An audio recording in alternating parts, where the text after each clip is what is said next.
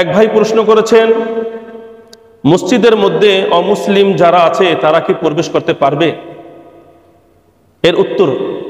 এর উত্তর হলো, মুসলমান মসজিদের মধ্যে প্রবেশ করতে পারবে, এটা আমরা সকলে জানি। অমুসলিম মসজিদের মধ্যে প্রবেশ করতে পারবে কিনা, যদি পারে তাহলে তার দলিল কি, যদি না পারে তাহলে তার দলিল কি? তাহলে এই ব্যাপারে উত্তর হলো, যদি তার বাহ্যিক দেহ এবং পোশাক পবিত্র থাকে এবং মসজিদ কর্তৃক অনুমতি থাকে, যদি তার উদ্দেশ্য ভালো থাকে, তাহলে সে মসজিদের আদব রক্ষা করে মসজিদের মধ্যে প্রবেশ করতে পারবে। আর এটা দলিল হলো জাদুল মাআদ ৩ নম্বর খণ্ড ৬৩ নম্বর পৃষ্ঠা। এখানে একটি হাদিস আছে, কদিমা আলান নবী সাল্লাল্লাহু আলাইহি ওয়াসাল্লাম নাসুন মিন নাজরান ফাআকামু ফি মসজিদিহি আও কামা ক্বালা আলাইহিস সালাতু ওয়াসসালাম। বিধর্মীরা ও মুসলিমরা মসজিদের মধ্যে প্রবেশ করতে পারবে, এই ব্যাপারে দলিল হলো জাদুল মাআদের কিতাবের হাদিস, সহিহ হাদিস। যে হাদিসের অর্থ হলো যে একদা হুজুর পাক সাল্লাল্লাহু আলাইহি সাল্লামের নিকট নাজরান গোত্র থেকে কিছু বিধর্মীরা তারা আসার পরে আল্লাহ রসুল ইসলাম ধর্ম গ্রহণ করার আগেই তাদেরকে মসজিদের নববীর মধ্যে থাকার জন্য তিনি অনুমতি দেন।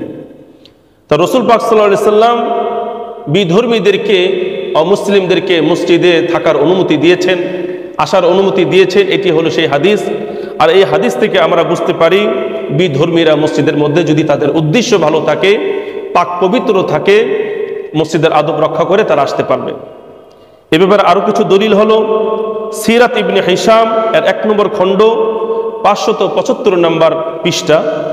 ইমাম নববী তিনার কিতাব আল মাজমু' ২ নম্বর খণ্ড ১৬০ নম্বর পৃষ্ঠাতে তিনি বলেন, ইয়াজুজু ইদখালুল কাফিরিল মাসাজিদা কুল্লাহা গায়রাল মসজিদিল হারাম বিইذনিল মুসলিমিনা লিহাজা। তিনি বলেন, মসজিদুল হারাম ব্যতীত প্রত্যেকটা মসজিদের মধ্যে বিধর্মীরা অনুমতি নিয়ে প্রয়োজন বশত তারা প্রবেশ করতে পারবে। কেন মসজিদুল হারাম ছাড়া প্রত্যেকটা মসজিদে প্রবেশ করতে পারবে, সেটা আমরা হাদিসের মাধ্যমে জানলাম। মসজিদুল হারামে বিধর্মীরা প্রবেশ করতে পারবে না, এটি আল্লাহ রাব্বুল আলামিন নিষেধ করে দিয়েছেন। অর্থাৎ প্রত্যেকটা মানুষ বিধর্মী, এরা মসজিদের মধ্যে যে কোনো মসজিদের মধ্যে প্রবেশ করতে পারবে, তবে মসজিদুল হারামের মধ্যে প্রবেশ করতে পারবে না। এর কারণ হলো বিধর্মীদেরকে মসজিদুল হারামে প্রবেশ করা আল্লাহ তাআলা নিষেধ করে দিয়েছেন। আল্লাহ রাব্বুল আলামিন কুরআনুল কারীম সূরাতুত তাওবা ২৮ নম্বর আয়াতে আল্লাহ তাআলা বলেন, ইয়া আইয়ুহাল্লাযীনা আমানু ইন্নামাল মুশরিকুনা নাজাসুন ফালা ইয়াকরাবুল মাসজিদাল হারাম। আল্লাহ রাব্বুল আলামিন বলেন, হে মুমিনগণ, নিশ্চয় মুশরিকরা তারা হলো নাপাক। মুশরিক, প্রত্যেকটা মুশরিক যারা আছে তারা নাপাক, অর্থাৎ বিধর্মীরা নাপাক। ফালা ইয়াকরাবুল মাসজিদাল হারাম, তারা যেন মসজিদুল হারামে প্রবেশ করতে না পারে।